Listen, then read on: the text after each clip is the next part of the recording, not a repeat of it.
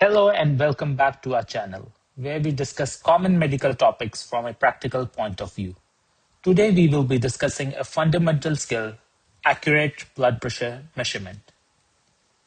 Although blood pressure is one of the most frequently recorded vital signs in clinical practice, measurement technique is often inconsistent or incorrect.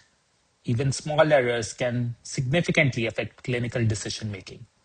In this video, we'll review the evidence-based approach to blood pressure measurement, including proper patient positioning, correct cuff selection and placement, and common pitfalls to avoid. By the end of the session, we will be able to obtain accurate and reliable blood pressure readings in our clinical practice. So let's begin.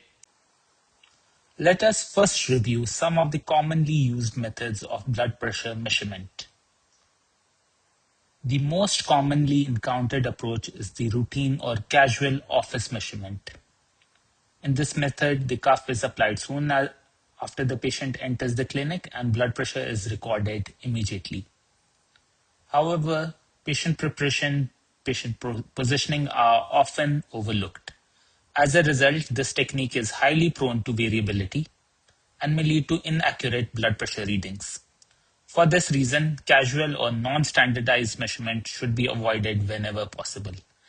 This method may have a role in screening patients who have high blood pressure but should not be used for diagnosis or treatment purposes. Next, we have automated blood pressure measurement. Automated, validated blood pressure measurement devices are recommended tools for accurate blood pressure measurement. These devices can be programmed to begin measurements after a predefined rest period and can obtain multiple readings at set intervals. Measurements may be performed as attended, where healthcare personnel remain in the room, or unattended, where the patient is left alone during the recording.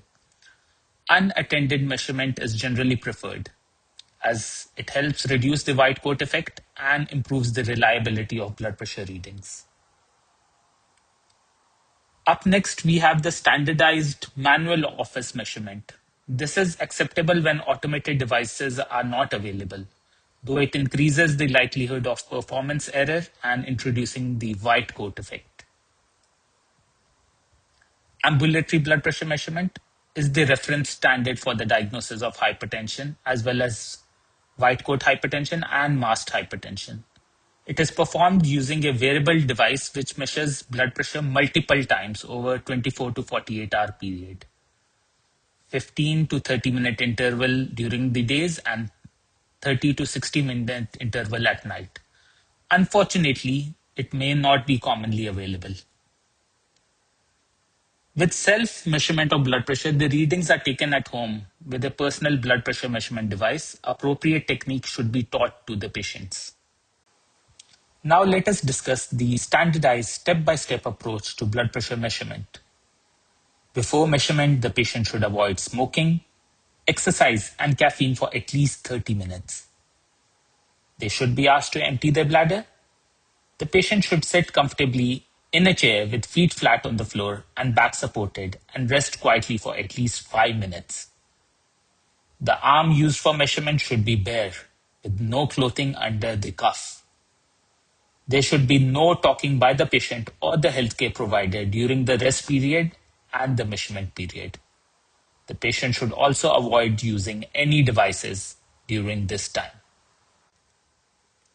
Now let us review some important device-related factors in the standardized blood pressure measurement. Whenever feasible, automated blood pressure devices are preferred over manual devices, as they reduce observer and performance-related errors. However, there are certain situations where manual measurement may still be required, such as in patients with atrial fibrillation where automated blood pressure measurement is unreliable. These devices, they should be calibrated regularly, ideally twice per year, to ensure accuracy. The cuff should be positioned at the level of right atrium, which corresponds approximately to the midpoint of the sternum. Correct cuff size is essential for accurate measurement. The cuff bladder should encircle approximately 80% of the patient's arm circumference.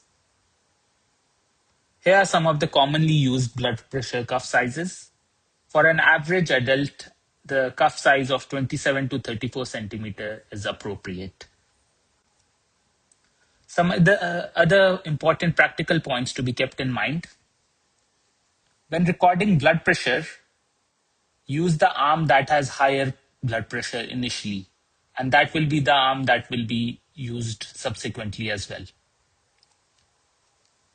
It is better to take 1 to 3 readings and record the average. The reading should be 1 to 2 minutes apart. When available, automated devices should be used for measurement. In case auscultatory method is used, the following points should be kept in mind. Initially, systolic blood pressure should be determined by palpatory method.